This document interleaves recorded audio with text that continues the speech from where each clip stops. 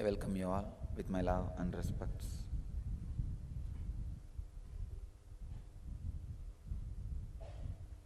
Today's subject is unlock the past to heal the present.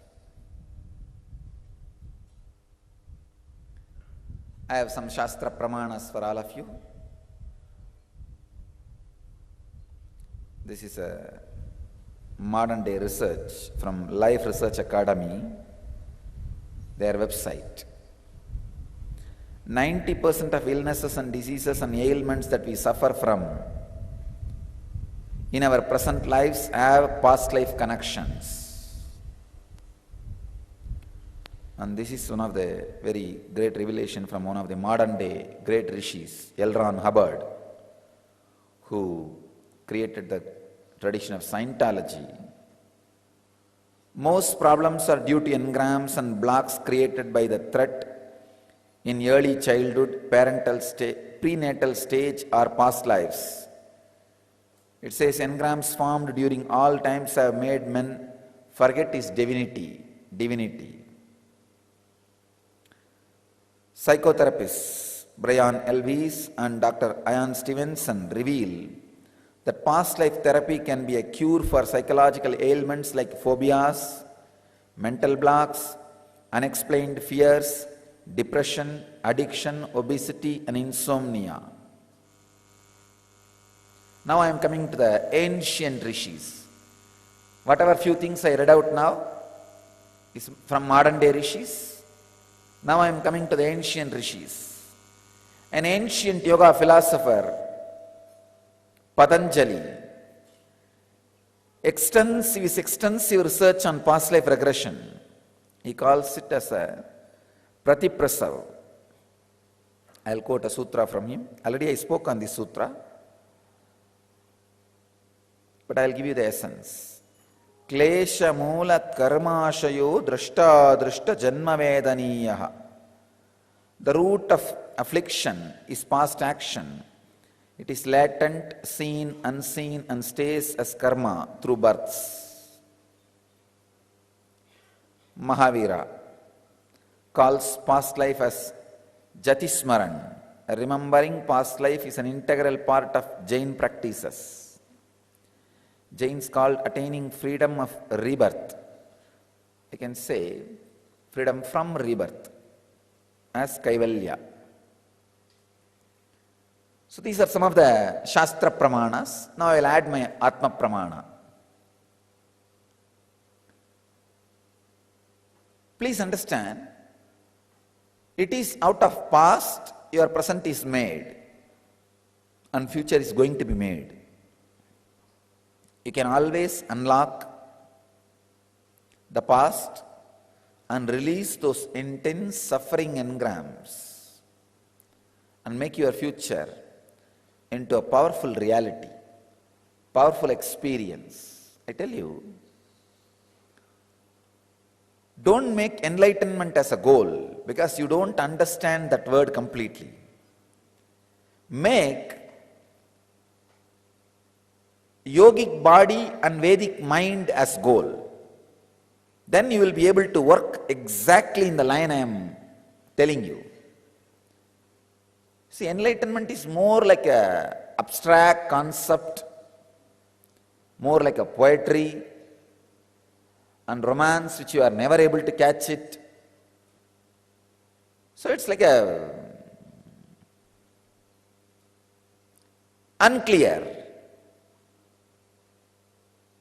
But the concept of yogic body and Vedic mind can be more tangible for you. Actually, if you have a tangible goal, you will understand directly how this past life regression or releasing the past helps you to achieve that goal. Because you keep some abstract goal, you don't know how all this each day my message adds you or leads you to that goal. Even mentally, don't have enlightenment as a goal because you do not know it exactly what it is. When you do not know what it is, then how every day my message and inspiration can push you towards that goal. It becomes like a unconnected. See, I want you to understand, every day my message should be inspiring you towards that experience, and you should start perspiring for it. Only then this morning message is useful. It becomes an inspiration. It becomes like a tonic. Otherwise, if you don't have a clear goal and don't know how to connect this with that, it is not tonic, it is just toxic, waste. Not only waste, dangerous. Because you will learn words without working for it. Why? These people who don't have a clear understanding, not only they are not tonic, they are toxic. This is what exactly I was telling during the LEP session also. I have no problem in accommodating any number of people and giving them food and shelter and taking care of their basic needs. Any number of volunteers you can accommodate freely. But the problem is these few toxic people who are not responsible, they become the negative group. I'm afraid of these people who don't have clarity, having some abstract ideas and unable to collect their daily life with that abstract ideas. That's why I'm telling you, don't have enlightenment as a goal. That's too abstract, too poetic.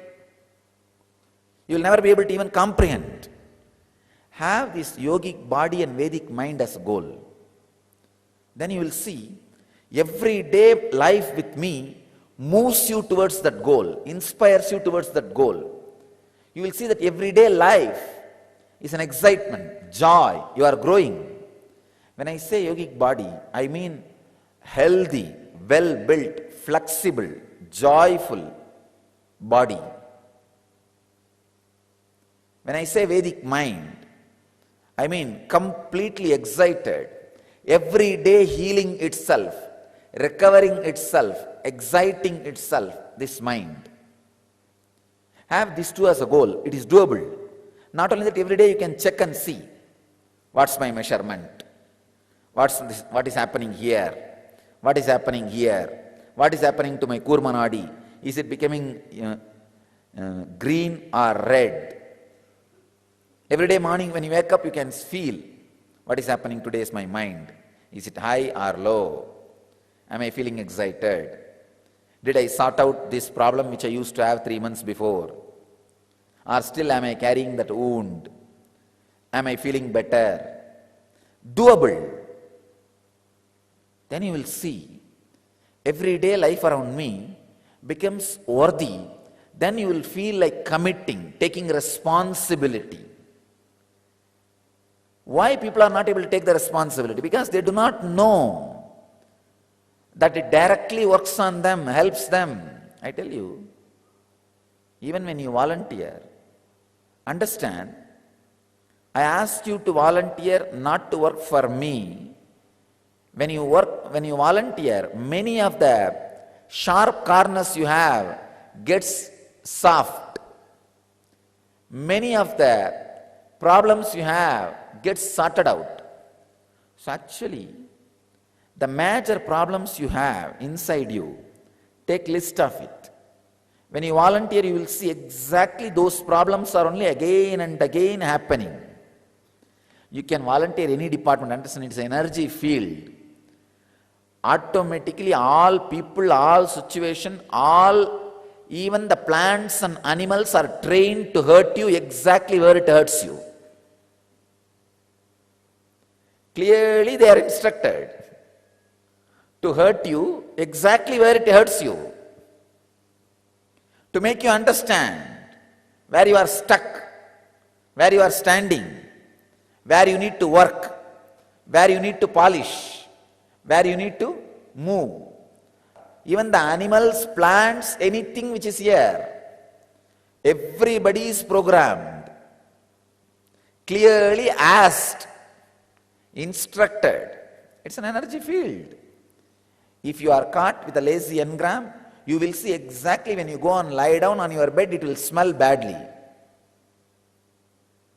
It will tell you, get out, I am not interested in letting you rest on me. It will just tell you, literally it will tell you. Every step I can tell. The engrams you are caught will only be exactly activated or shaken. And I tell you, make a list. Make a list. What are the obstructions that you are not experiencing Vedic mind? Make a list. You will see exactly how the engrams which are stopping you experience the Vedic mind are only directly hurt. Every moment, only they are hurt. They are questioned. If somebody is sleeping whole day without laziness, I'll make sure that neither he is questioned nor somebody else questions him.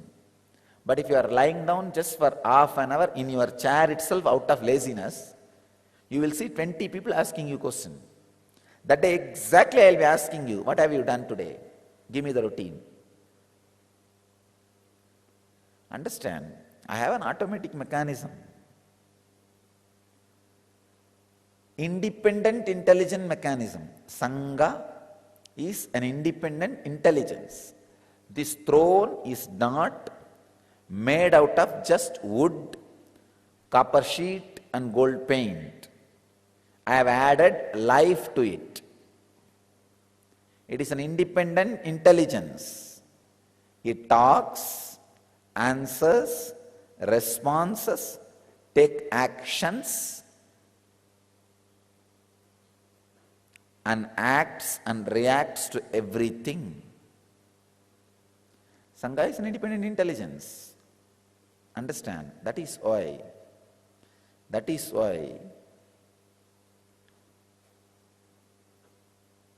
exactly the engrams which you are not able to overcome are worked on.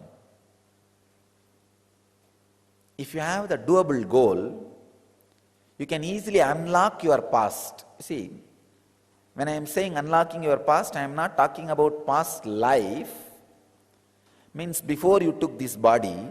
I am talking about even the recent past after you took this body. You need to work on both. Actually, first I will teach you the science of working on the past after you took this body. About this subject I will speak for next few days. Then I will give you the techniques and method to work on the past before you took this body. 3 levels of past, please understand. The past after you took this body is the first level. The past before you took this body, but after you took the identity which you carry. The first dust gathered on your consciousness. And the 3rd level past is before even you took that identity, past of that. That is the cosmic archive. Understand? The past which you are having after you took this body, this moment to your birth. That is a first level. The past incident, it can be called. Then second is the past from this moment to the moment you assumed your identity. Means many births. I can call that as Bhugarbha. Bhugarbha memory. The memories which you accumulated, the experiences which you had through many bodies. And the 3rd level past is the past before even you assumed this identity, the pure consciousness. That's what is cosmic archives, where all past of the whole world is available. Understand? Whenever I talk about my past life, I talk from the 3rd layer. Actually, if I have to tell really, all the lives happened on the planet Earth, all the time is my past lives. This is what is the ultimate statement. From the third level of the past life, Hiranyagarbha, this is what is the truth. Then from the Bhugarbha level, from the bodies I collected biomemory to create this body. That is where I say I identify specially few bodies which I took. So understand the different levels of past and past life. Then you will be able to understand very clearly how this releasing the past heals your present and takes you to the future.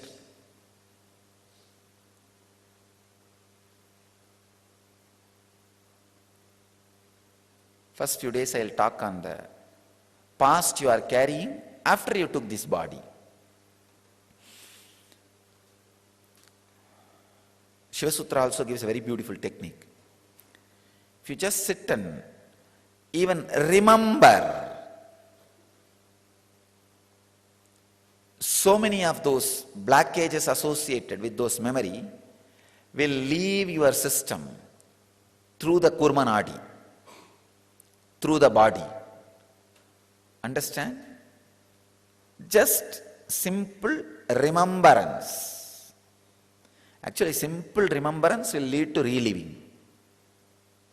Reliving will automatically relieve the engrams which you accumulated unnecessarily, the blockages which you created unnecessarily.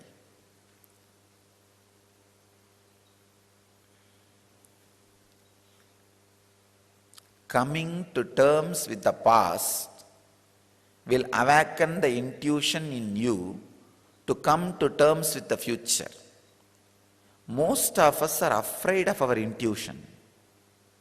We feel we are ready to use our intuition to predict others' life. We are not ready to use our intuition to predict our life because we are afraid. If something about the future, bad thing comes up, I'll be worrying continuously. Why should I look? Let it come, we will face it. The fear. I tell you, actually if you look into the future, you will come to terms with it. The problem is you don't trust you have intelligence to come to terms with the future because you never came to terms with the past. Come to terms with the past. You will have the courage and guts. You can come to terms with the future. Was things which I never imagined and all happened in my life, I handled it. Why can't I handle the future? What more can happen? It's okay. Coming to terms with the past is almost healing all the blockages. And that will naturally, automatically lead and awaken the intelligence of coming to terms with the future. Pratiprasav, beautiful word.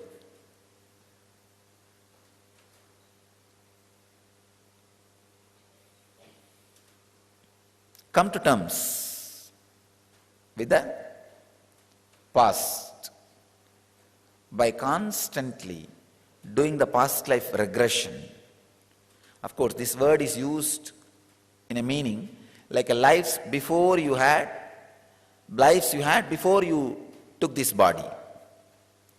But now I am working on the line of life and past you had after you took this body. First I will work on this. Then we will go to the second level and third level. The past life regression need to be understood very strongly. In NSP, I work only on the first level. This is the level I work on NSP. In inner awakening, I work on two levels, especially this inner awakening. I am going to be the important two component I am adding to this inner awakening as a unique thing is the science of balancing 5 pranas, 5 energies, means the science of levitation. Levitation may happen in you when you balance these 5 air energies. This is one thing. Second thing, the science of past life regression. This 2-layer past life we will work on, we will release. One, the past after you took this birth, this body. Second, the past, before you took this body. After you took the identity which you are carrying. So in NSP, I work on this first level past.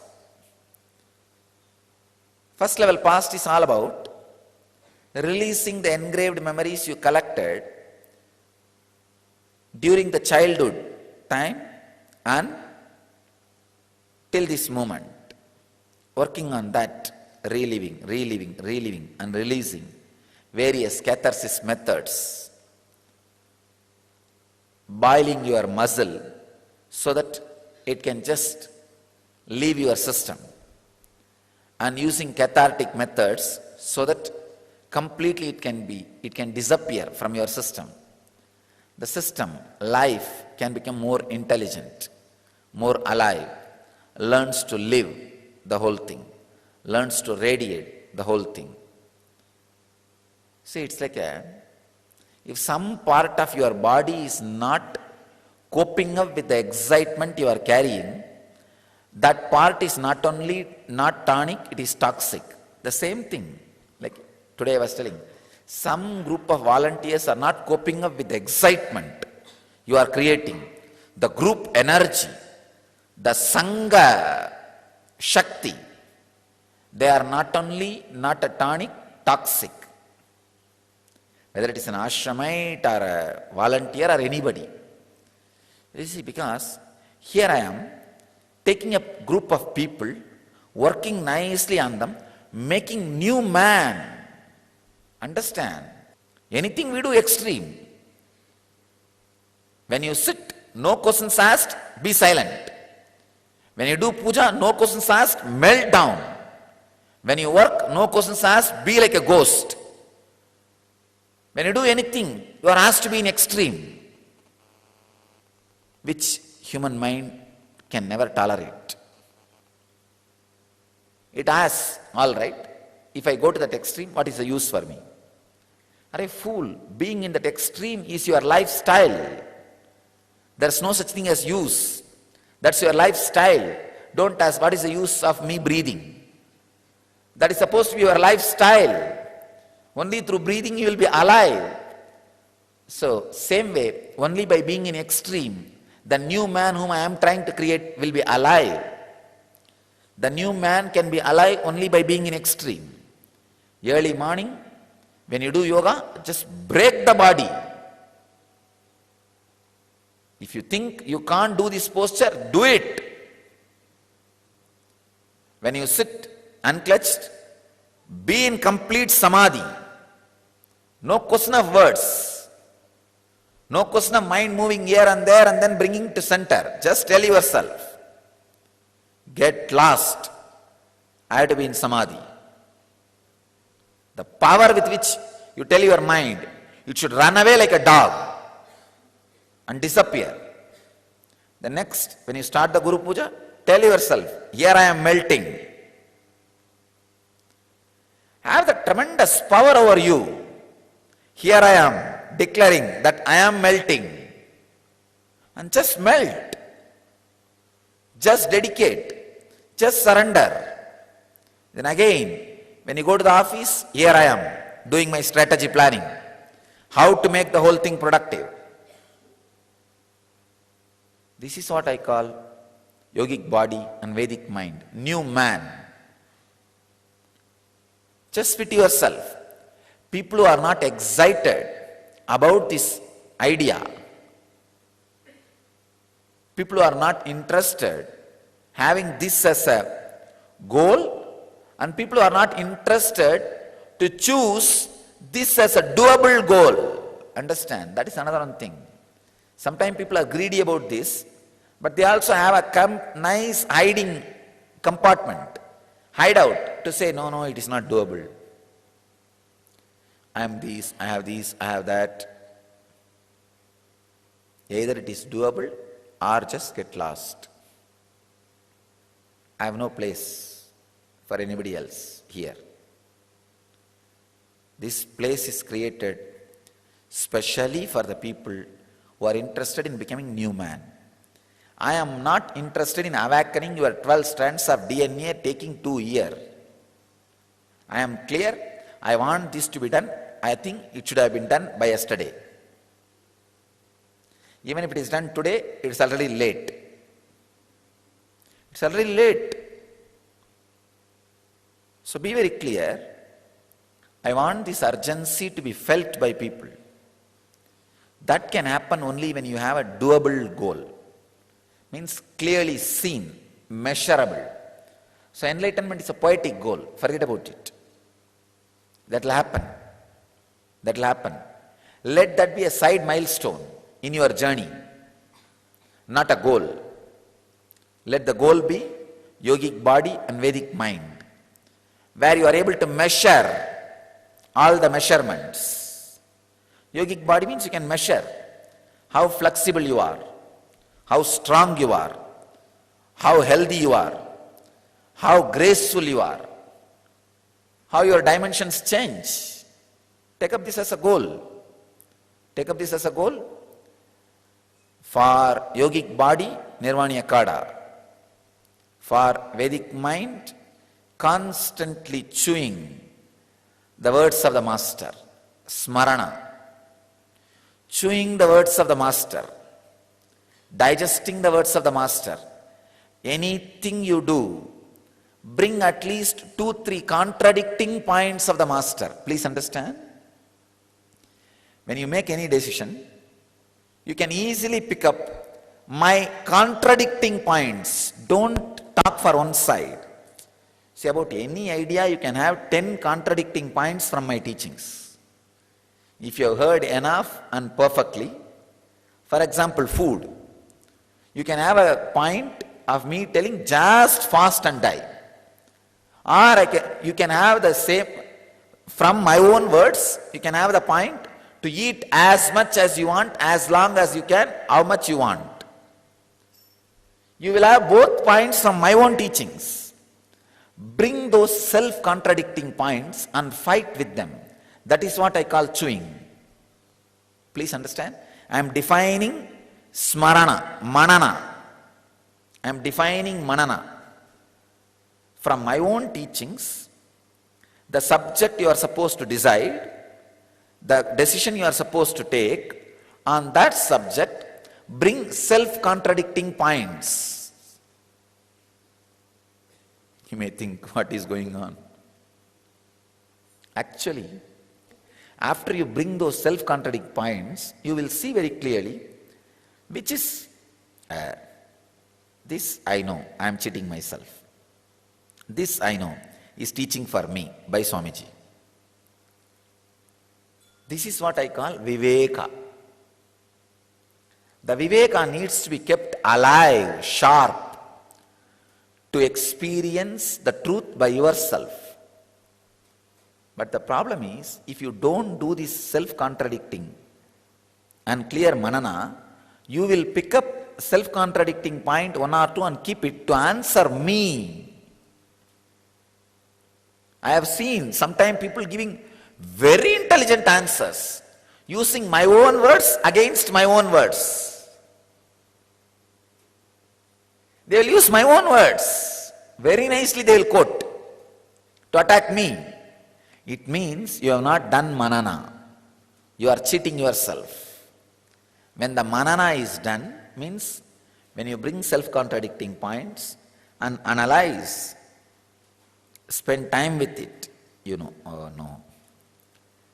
This is told at different point, different situation, different way. This is told at different point, different situation, different way. No.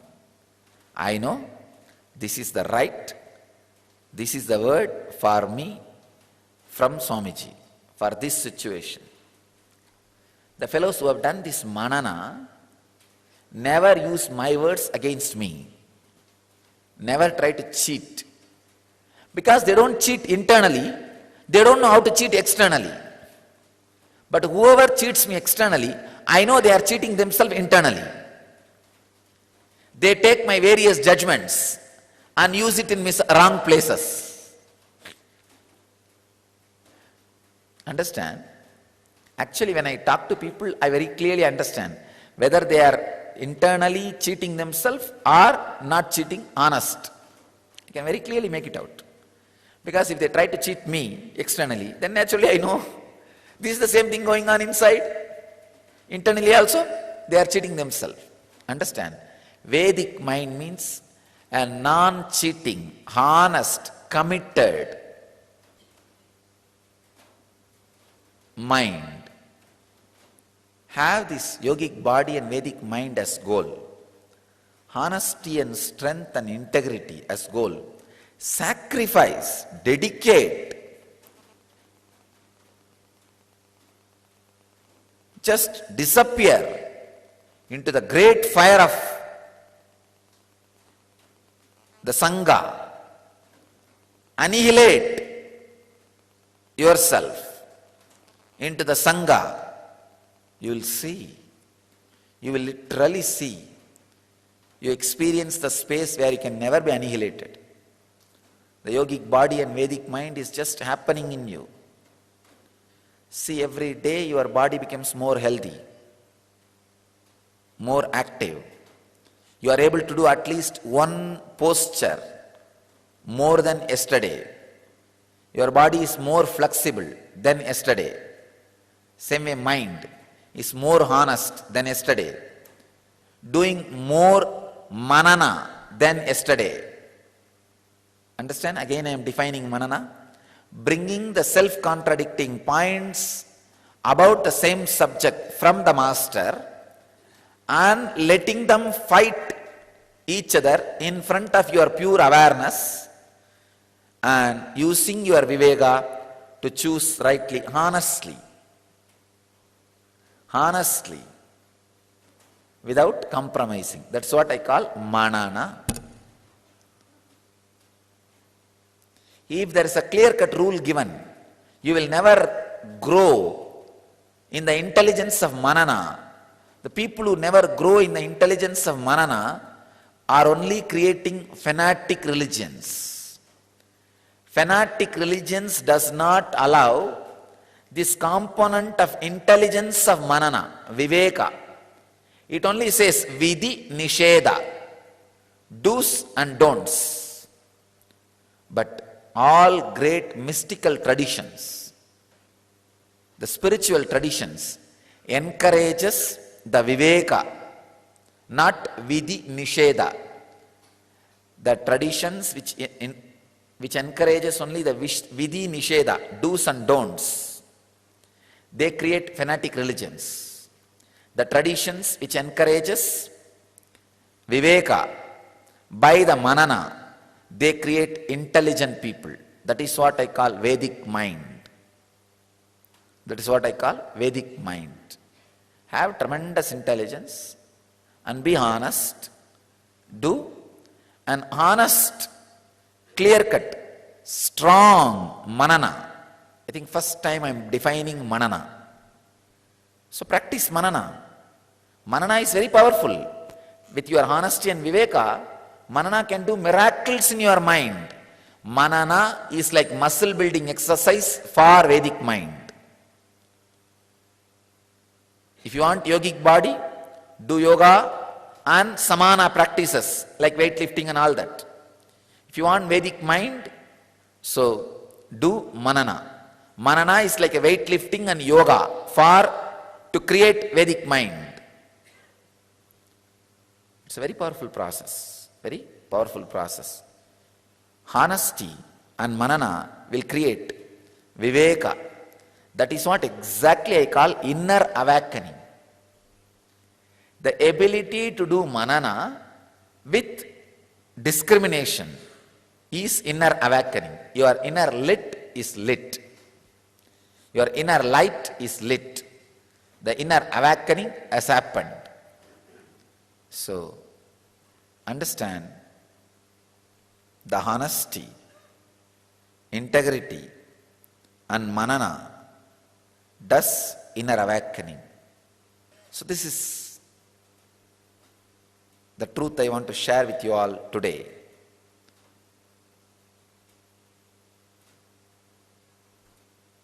Bring manana into your life. Relive the past and relieve it. Awaken the inner self. Let you all achieve and radiate the eternal bliss. Achieve and radiate enlightenment. Live, experience, achieve, radiate the eternal bliss. Nityananda. Thank you.